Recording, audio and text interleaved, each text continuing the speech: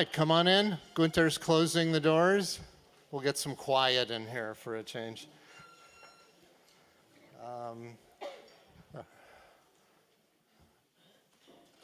All right, we're on. Good morning, everyone. Thank you for coming to the criminal services industry, our first panel here after the plenary. We've got an all-star panel for you, so I shouldn't talk too much. I should just introduce them. But I spent many, many years of my career writing about criminals and their enterprises and their services. It's always been a subject of fascination to me. I was writing about organized crime when 9/11 happened, and it always occurred to me, my perspective at looking at terrorist groups was always as criminal enterprises, as criminal organizations. Turned out to be a very useful way to look at them. In fact, when the FBI got serious about terrorism, they transferred the people from their criminal division over to the terrorism division because they were the ones who knew how to look at criminal networks. And it turned out that the services that were supporting them were often the same. How they moved money, how they got to arms, how they moved from country to country and moved people. And there really wasn't a name for it, and people started talking about the criminal services industry, and a bunch of us kind of fell in love with the term right away. The FBI, actually our justice system in the US has a great phrase in the anti-racketeering statute, a CCE. It's called a continuing criminal enterprise. How does a continuing criminal enterprise sustain itself? How does it exist? Often the crooks themselves aren't that bright, so they need support systems.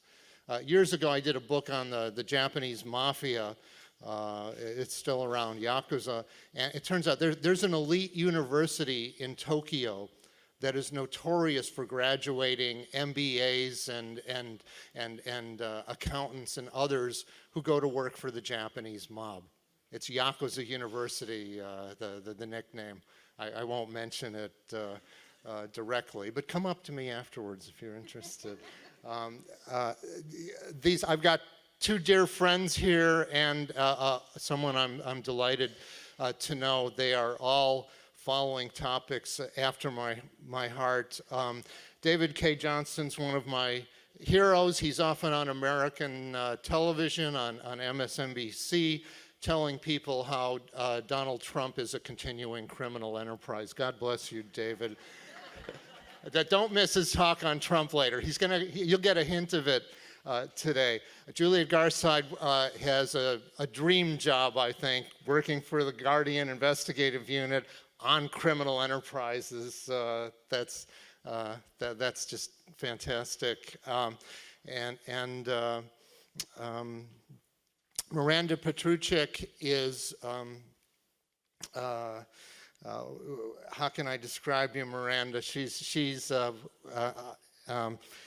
I was director of ICIJ, and Miranda was a young reporter for OCCRP working with us on a project. We were looking at the criminalization of fishing, and a lot of these fish farms in the Balkans were lying about their catches and were continuing criminal enterprises. So we sent Miranda down to one of the fish farms, and we said, hey, do a timetable. And she came back with 25 pages in Bosnian about everything that had happened for the last 10 years.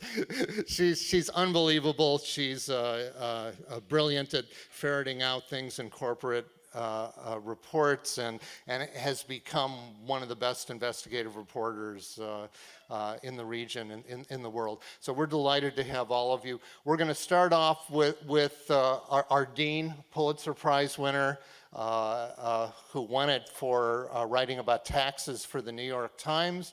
David is also the author of 2 best-selling books on Donald Trump and knows this guy inside out. In fact, one of the things I love about listening to you, David, is when you go on TV, you call Trump Donald.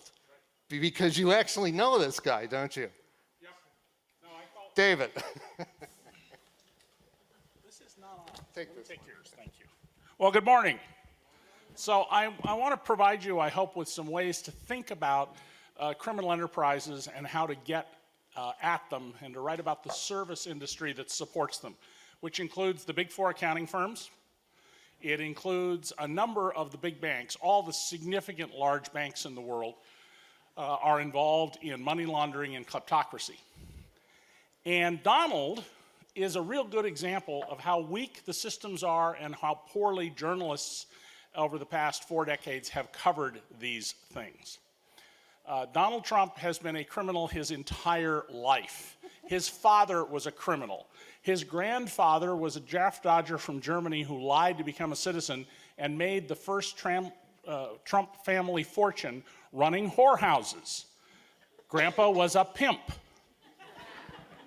And Donald got himself a license in New Jersey to own casinos. When I arrived to cover that industry 31 years ago and met Donald, the almost first thing I heard from the regulators was, New Jersey casinos are the most highly regulated industry in the history of the world, more highly regulated than nuclear power plants. And all I got to say is that that's true, worry about nuclear power plants, because I found things like 12, 13, and 14-year-old children who were gambling. One had a credit line. They were given liquor and limousines because they had money to gamble with. And how did a system that heavily regulates avoid that? Donald Trump was involved up to his eyeballs with an international cocaine trafficker named Joe Wexelbaum.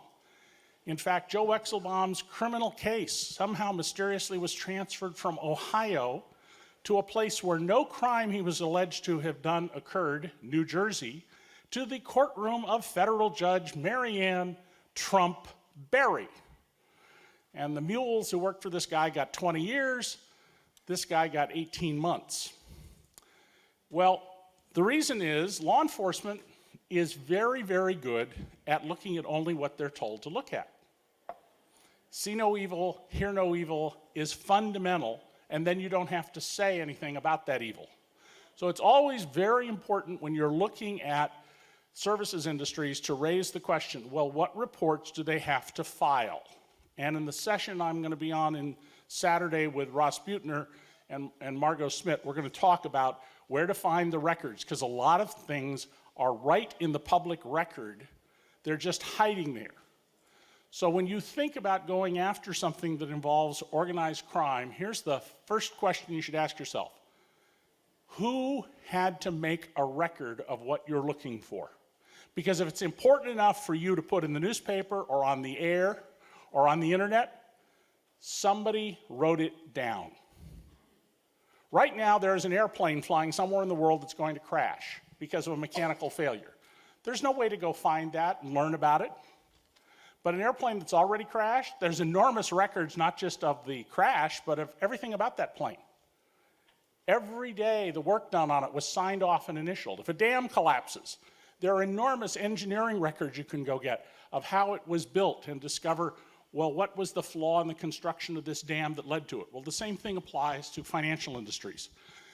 Financial companies have to file all sorts of reports. And I'll give you one of my favorite examples from Jim Henry, who is one of the people who writes for DC Report, the little nonprofit news service that my friends and I run to document what Donald Trump does, not what he says.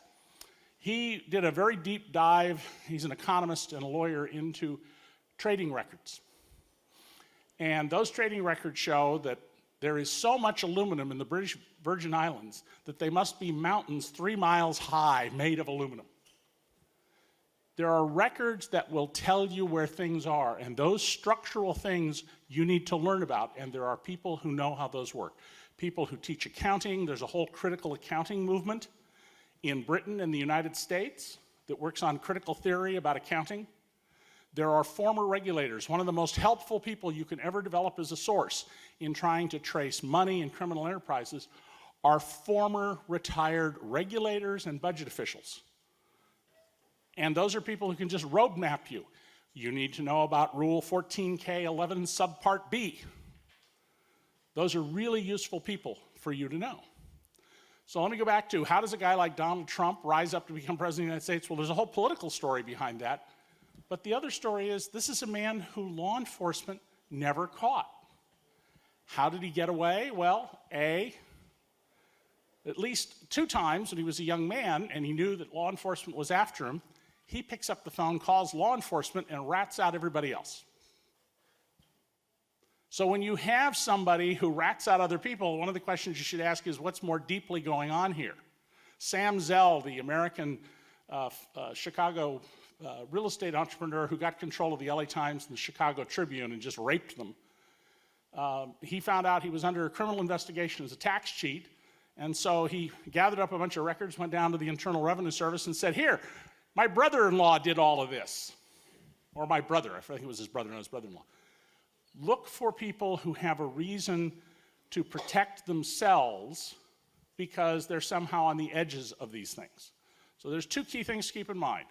How does the regulatory structure work? Why has somebody had to write it down already? And the way to think about that is, there is this enormous mountain of bureaucratic paperwork out there. Your job is to mine that mountain for the golden nugget of fact that after you have polished it up, will get your name out there for having dug up this stuff. The second is to find people who know and how the system works, and then whenever you see a criminal enterprise, if somebody has been pushed out, forced out, cheated out of money, that can be anybody from a co-conspirator to a banker who's been fired for some reason to a jilted mistress. Jilted mistresses are wonderful sources. Those people will help guide you to the records and documents you need to find. And it is astonishing how much stuff is actually in the public record. Typically, there's no whole story there. That's why I call it a golden nugget of fact you need to polish up. But when you get the registration number on an airplane, you can trace where it's been, who's owned it, who sold it. Ships, if somebody is moving stuff illicitly. Once you understand the ship registry records, you can go and use that information to trace this. And none of these criminal activities go on without the help of seemingly legitimate businesses. The kleptocracy in Mexico 25 years ago stole several $billion from the people of Mexico, and who transferred the money for them? The presumably respectable Citibank. Deutsche Bank, the only big bank loaning money to Donald Trump. I don't know the German record system, but it is highly likely that those loans were only made because somebody had collateralized them. That is, somebody made deposits to Deutsche Bank saying, you know, we made this deposit, I'm a good customer, now make this loan to Donald over here. And I'll bet you there are more records than people have thought about of what Deutsche Bank has been doing here, and people who know about it and can talk about it. That may not be the best use of time at the moment because law enforcement in America is busy working on this issue, but it is one of those things to think about. Finally, it is really important that you spend some time learning principles of law. I now teach at a law school. I'm not a lawyer, and I do that to teach principle and theory, not practitioner stuff. I don't know anything about how to be a practitioner. But why did the law develop where it did? Why are there this hole in it here? Why does the law require this over here? And when you begin to learn the structure of the law and the particular language of the law, it will help you immensely to find how someone, Donald Trump is the poster child for this, is able to maneuver, not because he's smart, but because he pays smart people through the system. Finally, one of the most important things that happens, usually not in public sight, but to always keep in mind, is the intimidation of law enforcement and the attacking of law enforcement. The cops here, and by cops I mean this very broadly, in America, the Securities and Exchange Commission, those are the Wall Street cops. The Agriculture Department, those are the pure food cops on the farm. Those institutions often are being intimidated by the people who are criminals. So think about getting records of contacts, phone logs and visitor logs at government agencies if they're public record. Records of emails and letters that have been sent and meetings that have been held, because those will often give you a roadmap to criminal activity that is in the background of what appears to be a legitimate front. So, thank you. All right. What happened to Juliette? Everything okay? Yes, I was trying to sort out my slides. I think I'll have to do without, but... Oh, no. Do you want Miranda to go while you work on it? see if I can plug her. David, why don't you say a few more words? Well, so does anybody have a question while we're filling this in? Oh my goodness, I have a room full of journalists and there's not a hand going up? Aha. Where do you start an investigation? Well, usually the investigations come because somebody told you something you didn't know. I mean, once in a while you get lucky, you'll find a public record or something and say, what the heck? But so what you want to do when someone tells you a story is remember that in almost all cases, unless they're very high up, they just have a little keyhole look. So you always want to start with saying, okay, what documents are there? Because documents don't get up on the witness stand and flake out, and, you can legitimate them. And then, who do you know?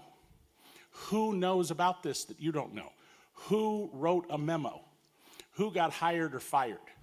How do you build that network? And keep a record of how that network grows out from where you were. And remember an important rule. It doesn't matter the order in which you learn facts. The very last fact you learn may completely upend everything you thought you knew.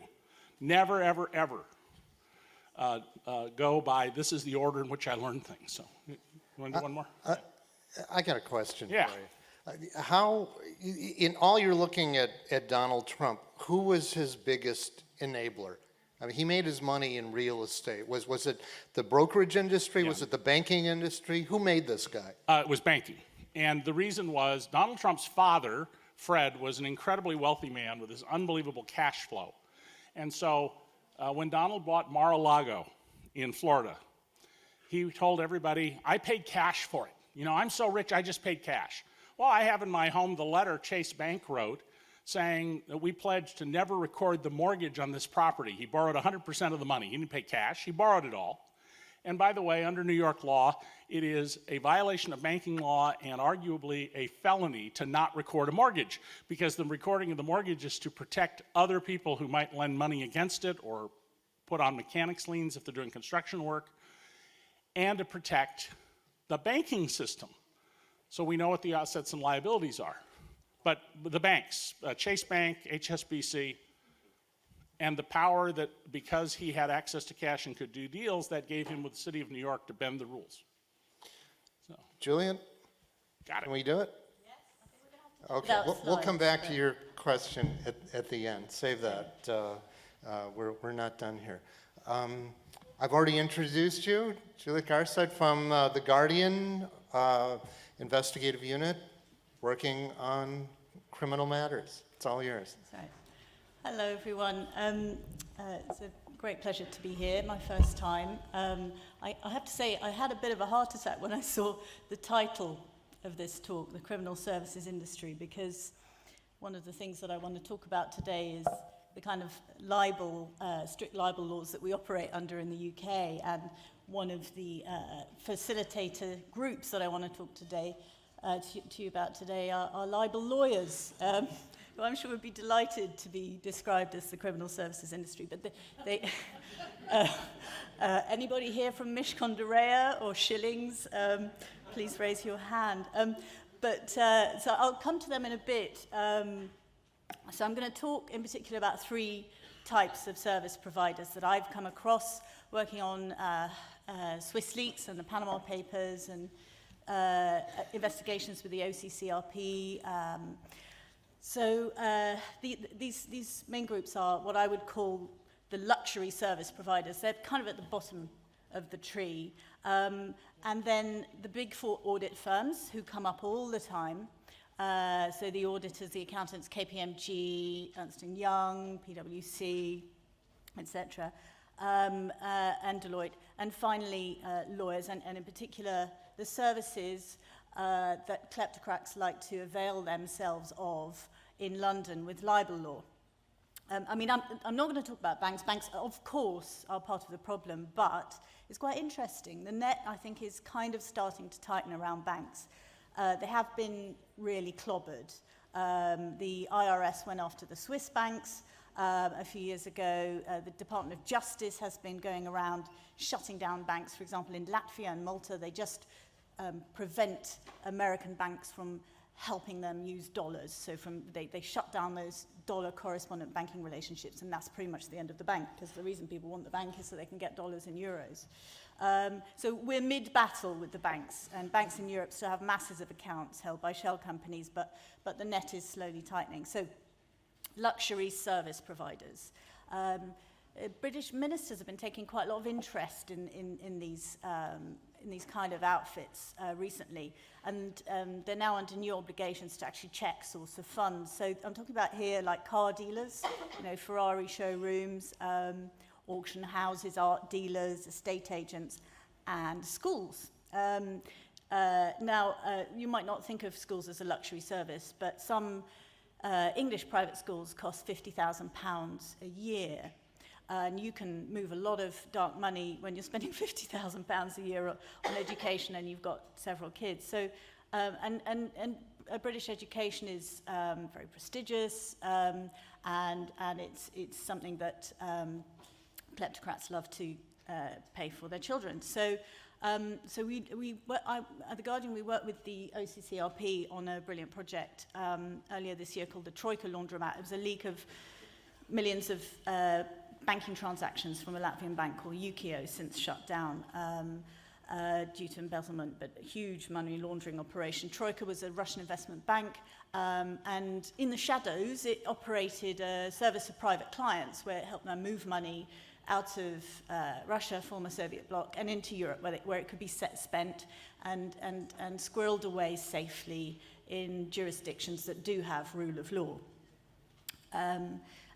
We found a lot of payments to private schools from this network of shell companies that was operated by Troika using accounts at Ukio Bank. When we typed in the word school, you could see in the bank statements, there'd be a brief description of who the payment was to. A lot of big names came up: Charterhouse, Lancing College, payments to Harrow.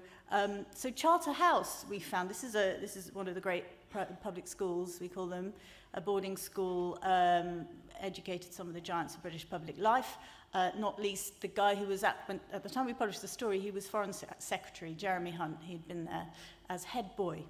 They took this extraordinary £300,000 payment over a series of 2 or 3 transactions one summer for a boy with a Russian name.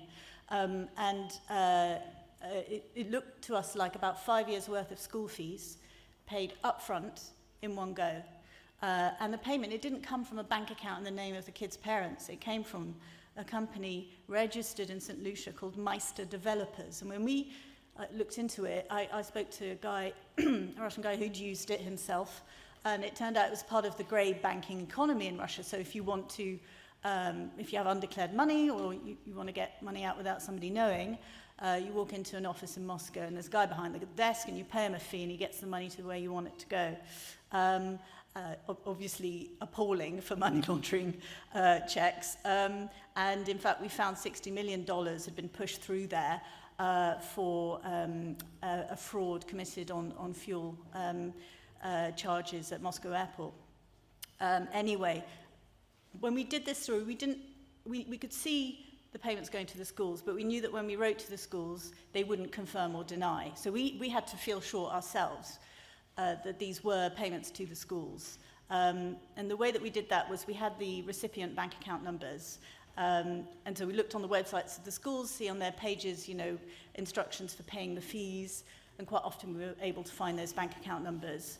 Where we couldn't, we looked them up on, you get a lot of websites like IBAN Checker, where you can type in a bank account number, and it gives you the address of the local branch, and quite often those married up with the schools. But there was one school, we couldn't really crack it, Hill House, a very posh school in Chelsea. And we really wanted that one because the kids of Rubin Vardanian, the banker who ran Troika and ran this laundromat, they were there. They'd grown up, but that's where they'd been to school many years before. So what we did actually is we could see that the payments were kind of correspondent to each child and for a particular year or term. And using the old classic, the Wayback Machine, the Internet Archive, we were able to find the old "This is our school fees for the year" page for that year, sort of 5-8 years beforehand. So we felt pretty sure. But we had to be sure because the school had written back to us saying, we would never take a payment from a shell company. And yet there it was. But anyway, these luxury service providers, they're really at the bottom of the tree. The people who really know their clients and know what's going on are, I think, the auditors and the lawyers. So, auditors, we do come across them a lot, the big four, but they never get that much attention. I think it's because they're kind of boring, you know, and it's quite technical explaining, oh, well, they, you know, this was a red flag and they should have spotted it and they should have reported it to the police, but they didn't. And they just, you know, that suits them just fine, stay out of the limelight, but they do know what's going on. So an example, this comes from the Daphne project, which we worked on last year. So Daphne Caruana Galizia was an anti-corruption journalist in Malta, and she was uncovering corruption within the current Maltese government, and she was assassinated in 2017 in a car bombing. So Forbidden Stories, which is a non-profit in Paris, got together a bunch of journalists. We worked with the OCCRP, with Reuters, with Le Monde, Deutsche Zeitung, lots of other people, to not only investigate the circumstances around her death, but pick up her investigations, which were brilliant, and I think speak volumes about what's wrong with Europe right now and the risks that Europe faces in terms of dark money. She had been writing about a bank called Pilatus, set up by an Iranian quite shortly before she died, where members of the government were banking, but also Azerbaijan's two most powerful and corrupt families, the daughters of Azerbaijan's president, Ilham Aliyev, and the sons of his most powerful minister, Kamaluddin Haydarov. And so some brilliant journalists on the team worked out that there was just one guy that kept popping up. He's an accountant called Robert Baker in London. And we had access to the Malta Companies Registry as scraped by the ICIJ for the Paradise Papers, so that you could look up companies by who was their director rather than just what the name of the company was. And the team found this guy, Robert Baker, was connected to a network of 50 Maltese companies. And we started to map out the network, and I kind of draw out these enormous spider diagrams of him and all his associates. And he was looking after both families. We found that these shell companies had accounts at Pilatus Bank, many of them, and we could also start tracking their assets. So if you're looking for assets, check the English Land Registry for England and Wales. On their website, they publish a list, which is searchable because it's in an Excel file, of all the property owned by shell companies that are based outside the UK. And so all these BVI holding companies, etc., come up. And if you're looking for hidden multi-million pound houses, that's where you'll find them, if you can match them up with the owner. So we did that. We found some houses in London, and we found factories in France, and they bought a hotel in Montenegro, etc. Now, we went to the company formation agent, and we went to a source at Pilatus Bank. So we went to the formation agent in Malta, and we said, well, what kind of checks did you do before accepting this money from the Haydarovs and the Aliyevs? And they said, oh, we got the auditor's report. So they had these fig leaves. Haydarov has Gilan Holdings, a big conglomerate.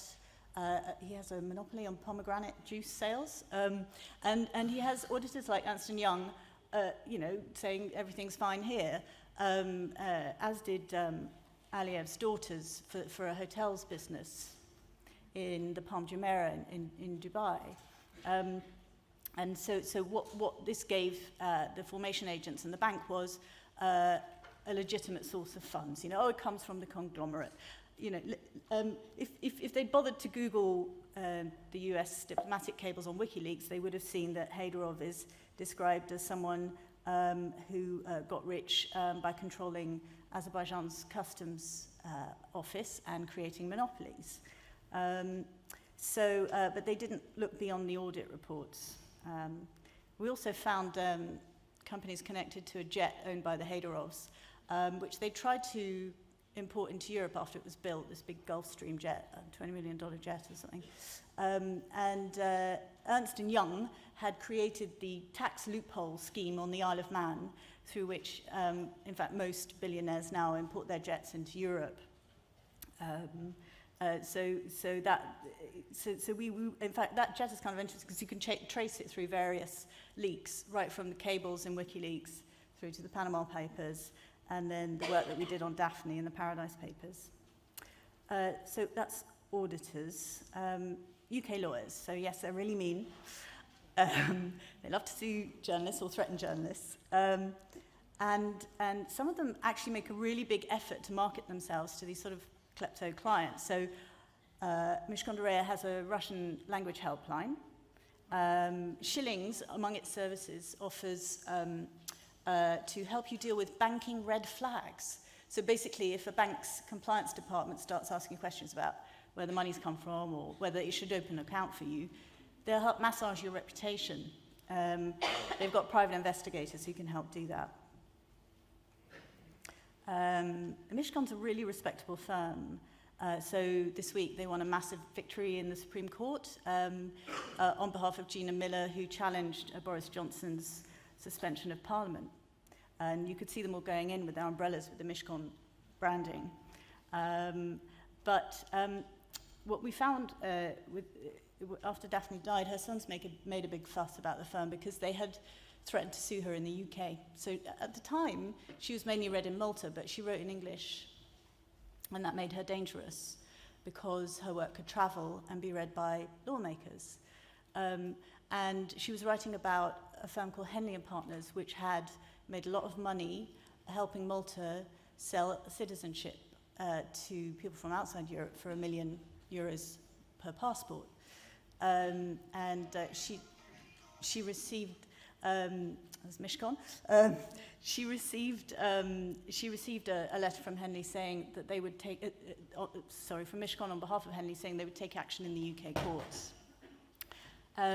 This has been happening elsewhere as well. So a number of newspapers in Malta had to take down articles after receiving letters from Shillings. Shillings wrote to a blogger in South Africa telling him to take down a story on behalf of the Guptas when he was reporting on the state capture scandal.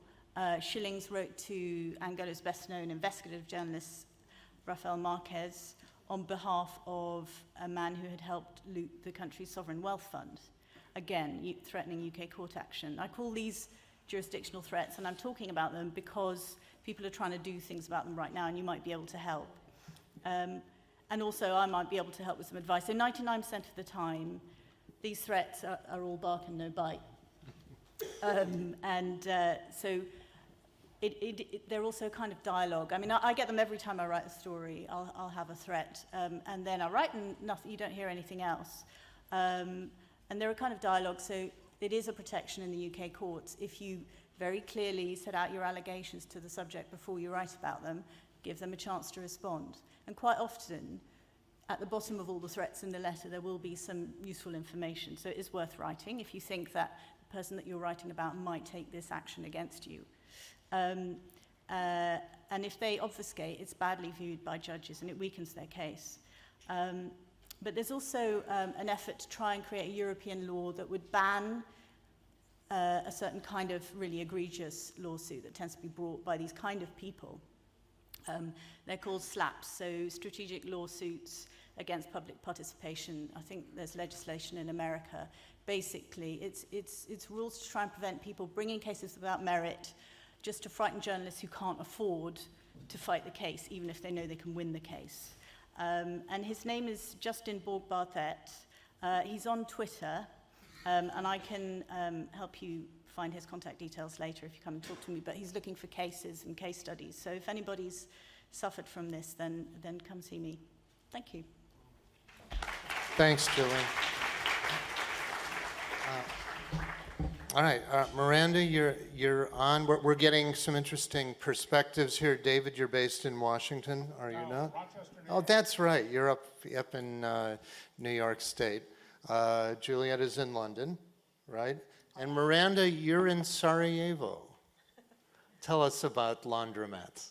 Well, I'm in Sarajevo, and I cover some of the most corrupt places and places where a lot of this money actually originates. So I'm covering Central Asia, Caucasus, and also some parts in the Balkans. So these are some of the laundromats we have investigated so far. You know, we started years ago with a $700 million proxy platform, and we thought, wow, that's big. And then there was a Russian laundromat, which was 20 billion. And then there was a Azerbaijani laundromat, which we had records of 2.8 billion, but it turned out into 200 billion. And then the last one was a Troika laundromat, which started with, what, 26 billions, and I think it's around 400 in total that was laundered. So it kind of shows you the grand scale of things.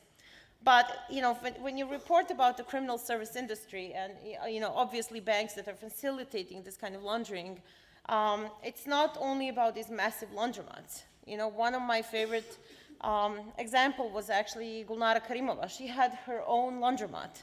She was the daughter of the president of Uzbekistan, and she said we got records for 2 bank accounts in Latvia. And in those bank accounts, she had a $1 billion that came in and out for a single person on her own show.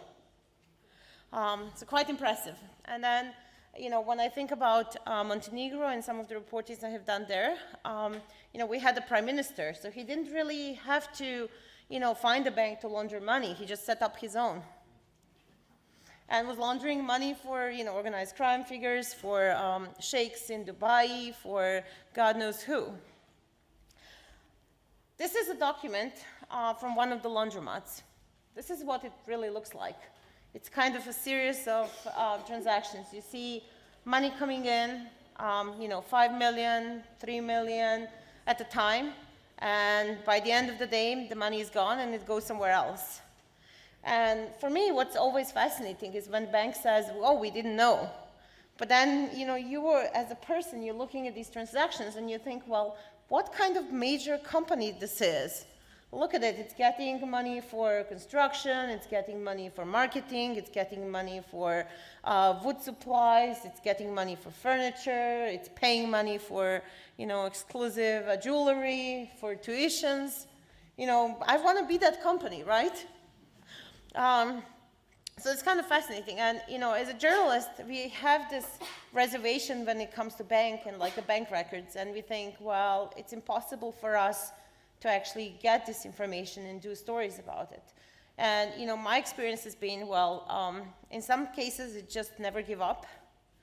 And I'll tell you a story of when I worked in Montenegro.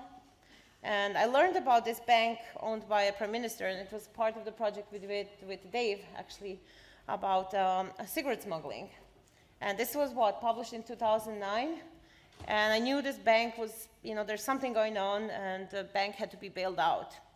So we did the story, we never knew what actually happened, what was the reason for the bailout. And I kept asking reporters in Montenegro, you know, can you tell me what's going on? And they kept telling me, well, why are you asking questions? You'll never find out. And for 3 years, I kept asking questions to every single person who I met who had anything to do with banking in Montenegro. And then one random day, 3 years later, I met a person. I said, do you know anything about what happened with this bank? And the person was, yeah, I have records. And I expected one report. I ended up getting a pile this big. And it was basically page after page of every criminal activity by the bank. And we ended up doing like 10 stories on it. So it's kind of, you know, part of it is not give up. Sometimes, you know, our first laundromat ever actually came from police records. It came from Moldovan police who was doing an investigation about a businessman who was, basically he filed a criminal complaint saying this company defrauded him. They never delivered tires. So they went and subpoenaed bank records, and the police had them, and they had no time to do anything with it, so they were sitting in their office, and we were like, yeah, give us to us, we'll do something. So we ended up doing a massive project on, 700 million. So it's not always the bank secrecy difficulty. Recently I met a reporter from Sweden who has, they did this big investigation on Swedbank. And he's now telling me whenever I'm invited to one of these boring accounting conferences, I go. And he goes because he wants to make sure that as many of them have a business card and they can reach out if there is a story and if they see something. That's what he's doing now. He's touring the accounting conferences. So let's talk about the criminal service industry. And very often that's just a regular businesses, but the only difference is they serve criminal gangs and they are aware that they serve criminal gangs. And part of it is obviously company registration services. Juliette spoke about the law firms. We have business intelligence firms, hedge funds, boutique investment bank, and also PR firms. Without them, none of the criminality would be possible, and they all play a certain role. So if you think about, company registration services, and, you all know about Mossack Fonseca. For a very long time, there was a Taylor group from New Zealand and Laszlo Kiss from Romania who were setting up companies and providing services from Sinaloa drug cartel to Russian mafia to, different crime figures, different businessmen. No questions asked. And recently, and here's Pavla, so she asked me to come with her to Czech Republic. And she was doing this fascinating project where she gave me a task to basically pose as the wife of a drug dealer, a very, very well-known drug dealer. And I had a business card with the name, and I kept, and the goal was for us to go to different registration companies. And I would tell them, my name, and I would tell them my, husband, Misha Banana, Serbian crime figure, he was in jail. He wants me to set up an account, but I don't want to have anything to do with it. And they were all saying, yeah, within 10 minutes. Yeah, sure, we can. Like, they never, even Googled any of the names I was giving or checked the business card. But what's even more fascinating was like, oh, we need a bank account. And then we started, they were like, well, can we just get a person from a railway station, drug addict, and take him to a bank to open bank account? This is Czech Republic, it's EU. And they were like, sure, whatever you have. Just bring a person, you find a person. And what was more fascinating, Pavla actually later on went to the railway station to find a drug addict.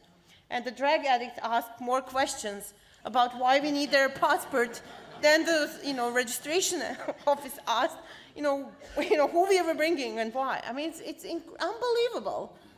So of course, these companies can provide you, proxy directors, proxy shareholders.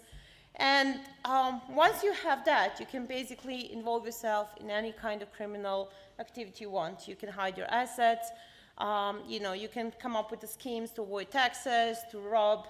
In my country, we had this famous case where one of our mining company was taken over by a Lithuanian oligarch, Romanov, whose bank will later serve as one of the main banks in a Troika laundromat.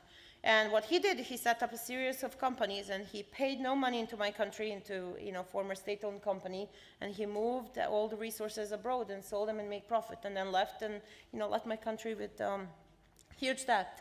So that's what you get when you set this up. And this woman, she's from Seychelles, Stella Port-Louis. At some point, she had over 1,000 companies that were registered in her name. And, and for many of us, whenever I see 48 Queen's Anne address in London, I'm like, okay, I've seen this before. Whenever I see, certain nominee director, I'm like, yeah, I've seen this before. And as a journalist, you kind of, for me, one of the things I keep a record of is every name of the lawyer and every name of a shell company that served as a director or secretary or a shareholder in one of the companies I investigated. And what's really fascinating now when I go back through my reporting, so I'm doing now a story about human trafficking. And the company that showed up in completely unrelated case now shows up in that story. So they've been operating for a while, and they've been catering to so many different groups.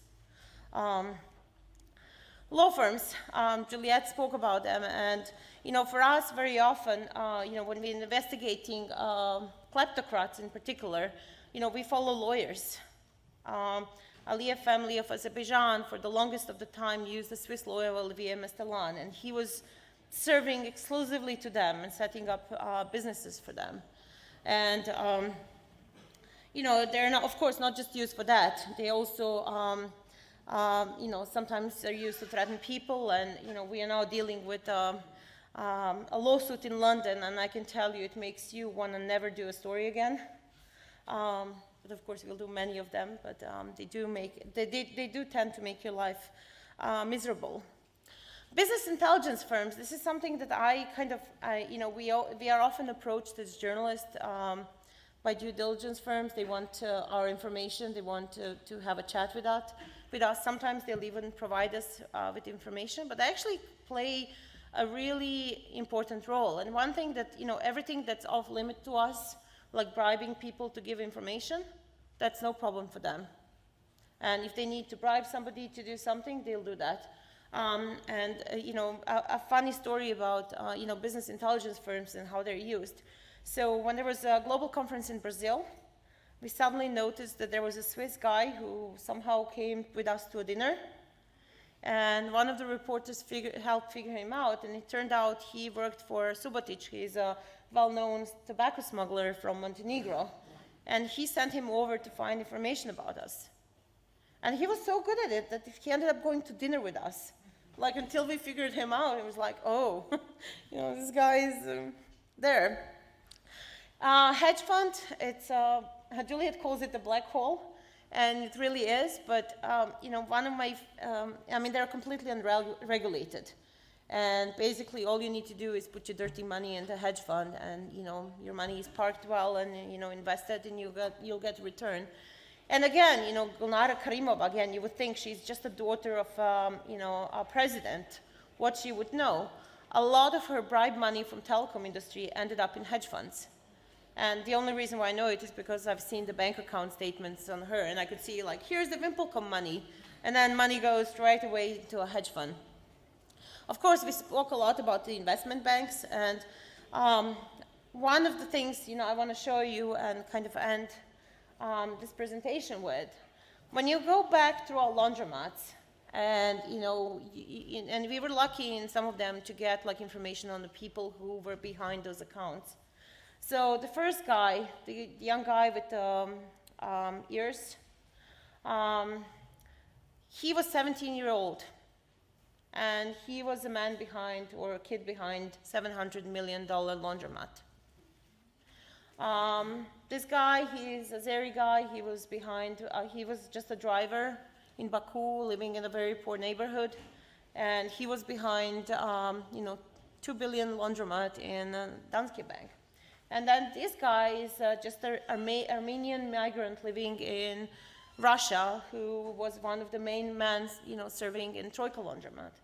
And what all these men have in common is that their passports have been taken from them, or that they have given their passports to somebody, and that somebody basically used, their information to open an account. It's that easy.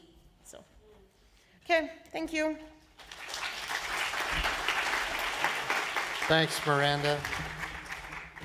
We're running into the lunch period, but we have two lunch periods. Don't go. This is a great panel. We want to take some questions from you. So can you come to the microphones in the middle aisle, and let's get some questions from these amazing journalists. Please say who you are, who you represent. Catherine Eban with Fortune Magazine. David, a question for you. So there was a big story that went bust on MSNBC with Lawrence O'Donnell about how Russian oligarchs were guarantors for his loans. And then within 24 hours, that story blew up. It turns out they only had one source. when that story first broke, it seemed to just explain everything, and then it fell apart. I'm wondering if you could comment on that and what we know about these Deutsche Bank loans. Sorry. You know, sometimes you can be right about something but not be able to back up the story. There is no commercially reasonable basis for the loans that were made to Donald Trump. So something is going on in the background, which I've said for a long time, and so I may have played a role in Lawrence's thinking and trusting of his one source, who hasn't denied what was said, and it may be that Lawrence was too specific. But it is not uncommon practice in some countries, and my understanding is Germany is one of them, it certainly goes on in the United States, that someone is in the background guaranteeing money. The reason Donald Trump was able to get $135 million on his signature, basically a giant credit card at Chase Bank, was Daddy had several $100 million on deposit and said, give my son this credit line. And so Donald could then say, it's on my signature. And so something is going on in the background we haven't seen about the loans to Donald Trump. And there are several deals he's done, particularly the Florida mansion that was torn down, that make no sense as business matters. But if you look at them as venture capital investments by a foreign government, and governments do this to compromise somebody and develop a source, or alternatively for money laundering, now there's things that make a lot of sense.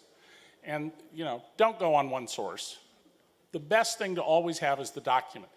If it's important enough for you to report, it's written down somewhere. Get somebody to get you the document and then verify the document. You, sir, say who you are? My name is Frank Drescher. I work for several public broadcasters here in Germany. I live in Berlin. And I have a question for Juliette Garside.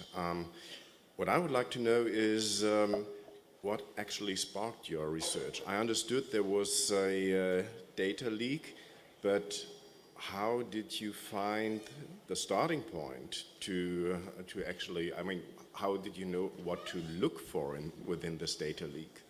I worked on a few different ones. Often it's a similar starting point. So you start to attack subjects of interest in your own country. So you're looking up, so usually the data is searchable.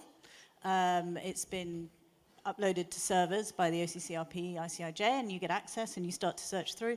So quite often you're looking for, we started with the Panama Papers, we drew up great long lists of persons of interest. So people from the rich list, politicians,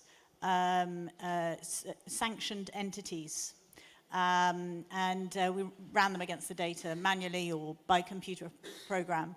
Sometimes, I mean, my friend Hillary found a story about the Queen, and she just started typing in HRH, and so you can find the royal family, you know, Baron, Lord, Lady. In the UK, that works quite well, really, it's quite random like that. I mean, you may have, you know, if you know, like with Mossack Fonseca, we knew because of the OFAC lists that their address in the BVI had been published on sanctions lists. So we knew that they were looking after some sanctioned companies, and among them were ones connected to Libya and Gaddafi. So we had outside knowledge about the firm, and then we went and got the meat, the real details from what we had on the outside. So often it's, you know, you'll have heard about things going on outside, and then you can corroborate them with the data or go deeper or find the story is much bigger than you thought. Yes, ma'am. So I am Anabel Hernandez. I'm from Mexico. I have been investigating the drug cartels in Mexico for the last 15 years. So I have two questions related with United States. As you know, the cartels create almost every day one new company in the United States to use to traffic the drugs or also to launder the money. I am now in one case, but to get more information about this company, many times you have to go by FOIA. And the FOIA request is really slow, can take years.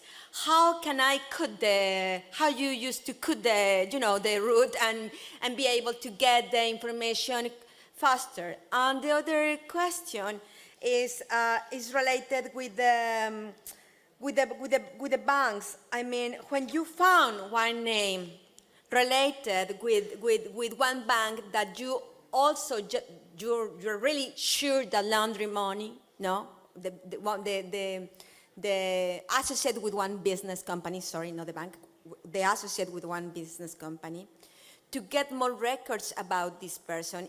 When you found that this person is also connected with 100 other companies, which is your presumption? I mean, how you got to catch him without bank records?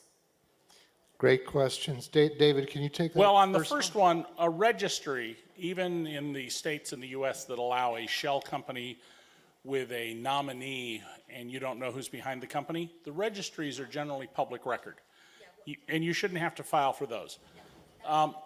Every Freedom of Information Act that I know of in America has deadlines for performance. And so you need to press on the deadlines and push on those deadlines. And a fundamental principle to remember, every sword, and that's what an FOI law is, it's a sword to pierce into the government to produce documents, can also be turned into a shield. And so in America, whistleblower laws are being turned into shields for the government against the whistleblower instead of swords on behalf of the public. But with FOI requests, which are, frankly, I don't like them. I don't do a lot of FOIAs because they're not effective use of my time. Press the time deadline on it, and if you can, find somebody who in another news organization is working in this field and see if they can help you in any way. They know somebody or can lean on somebody to move it along, especially if they make the request as your friend, but they're a local news organization. After all, you want a Nevada record? I don't care what a Mexico City publication cares about if I'm a Nevada official, but if it's the Las Vegas Review-Journal asking, now I'm going to have a little bit different attitude. We have a panel on using FOIA and RTI laws around the world. There's a group called MuckRock that is there. Get in touch with them. They will help you with the FOIA, and they're a great group. They're a GIJN member. In terms of the banks and the second question, Miranda? So when it comes to, you don't always need banking records to prove money laundering. So one of the types of money laundering is actually through loans. And what I often see with individuals who are laundering money is that they set up a number of shell companies and then they move money between them through loans. And that's something you can uncover through reading financial statements. So my colleagues and I have done a number of stories. One of them was about son of boss of Russian railways. And he was basically running a set of companies that were used to bribe officials across the countries where they were winning big contracts. So what he had through Cyprus, as one of the offshore jurisdictions, he had about 30 different companies. And they were literally like a pipeline. So you have money coming in and it's going out and it's all through loans. And actually my colleague, she ended up tracking down every single of these companies, getting the financial statements, reading through them and finding where the money ended. So that's one of the examples on how you can follow an individual, basically, in what they're doing. Okay. I just realized we're trespassing on the next panel's time. Sorry, I thought we had this was open. So can you please give a big round of applause to our wonderful speakers? You've been a great audience. Thank you for staying through this.